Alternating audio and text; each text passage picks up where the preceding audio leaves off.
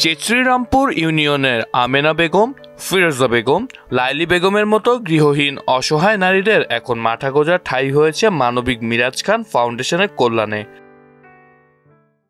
আমার স্বামী নাই, আমার ছেলে নাই, আমি খুব অভাব আসলে তিনটে মেয়ে লইয়া প্রবাসীরা আমার ঘর গেছে, আমি দোয়া করি আসি বলো। আর আমার রান্ধুন একটু ঘর নাই, খুব আমি কষ্টে রান্ধতেছি, মানুষের জায়গায় উঠলো টাকায় বুঝতে আসি বইয়া। শুধু বসতঘরই নয়, সংগঠনটি বিভিন্ন মসজিদ, হাফিজিয়া, নুরানি ও কওমি মাদ্রাসার আর্থিক সহায়তাও দিয়ে যাচ্ছে। মানবিক মিরাজ খান ফাউন্ডেশন এবং শ্রীরামপুর প্রবাসী ফাউন্ডেশনের উদ্যোগে আমাদের ইউনিয়নের বিভিন্ন দরিদ্র অসহায় দুস্থদের মাঝে ঘর নির্মাণ করে দিচ্ছে।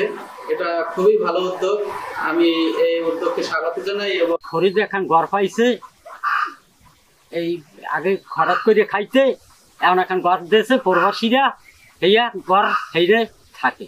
উলিতে খাইছে, পানি পড়তে, বীজি নামাজ কালাম পড়তে পারি না, আল্লাহর নাম লইতে পারি না। এখন আমি খুব শান্তিতে আল্লাহ রাখছে রইছি। মিরাজ খান এখন ঘর দিয়েছে না।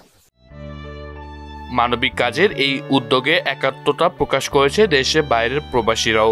সৌদি আরব, দুবাই, পোল্যান্ড ও মালদ্বীপ প্রবাসী কিছু উদার মানুষ মিরাজ খানের সঙ্গে গড়ে তুলেছে আরেকটি সংগঠন, শ্রীরামপুর প্রবাসী মানবিক ফাউন্ডেশন।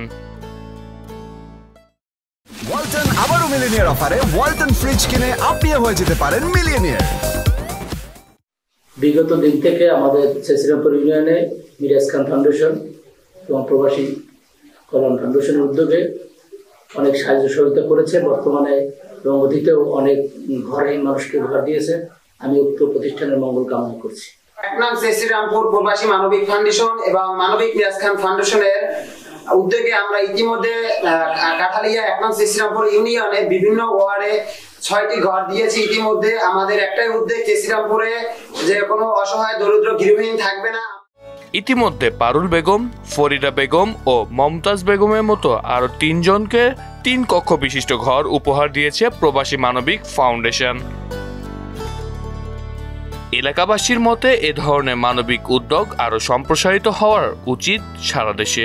শুধু শ্রীরামপুর নয়, দেশের প্রতিটি গ্রামেই জেগে উঠুক এমন মানবতার আলো, এমনটি প্রত্যাশা করছেন এলাকাবাসী। মুনতাসির মামুন, মোহনা ডিজিটাল।